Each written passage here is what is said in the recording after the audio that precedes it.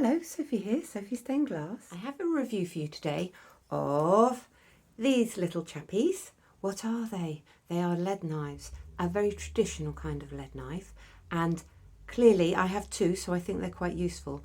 Let me do a demo to show you what I use these for. Let's have a little look. Wooden handle, weighted ends, and a blade at the top. Now, why have I got two? I have my best, which I keep the blade nice and sharp. I mean, it's not so sharp it'll cut you, but obviously you can see I've used this in a less than respectful way, and it does gnarl up the end. So yeah, that's why I have two of them. In fact, I think I've got three. So let me demonstrate. Very traditional, and they're used for cutting lead, which, as you know, comes in different sizes. So it will go very nicely through thin lead like that and cut it beautifully square.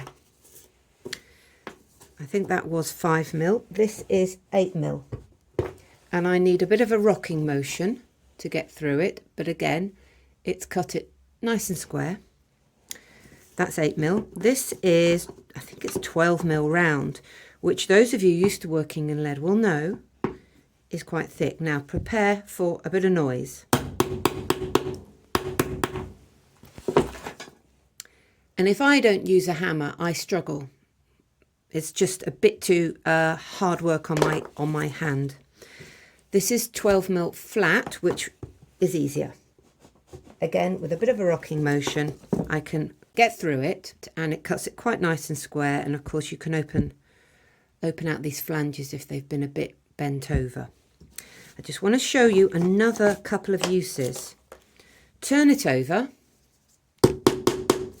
and use it as a hammer for when you're making up your panels. Now, another very useful purpose you can put these knives to is when you're dismantling an old panel. And what you can do is slip it under the end and peel back the flange. And if you keep going with this and you peel it all the way back to its base, you can then just lift this piece out. If you are doing an in situ repair, you can slip this underneath. Now this is where I tend to use my slightly more damaged one. You can slip it underneath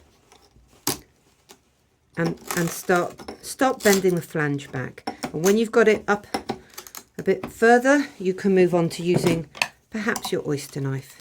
They're quite comfortable in your hand, I think, because they've got these lovely wooden handles. And I just love the connection with heritage.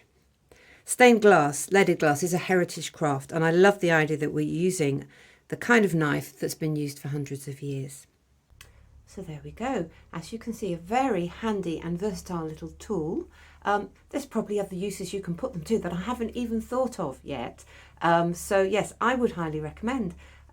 Thanks for watching my review, and see you next time. And don't forget to like, comment and subscribe, and check out the many other videos.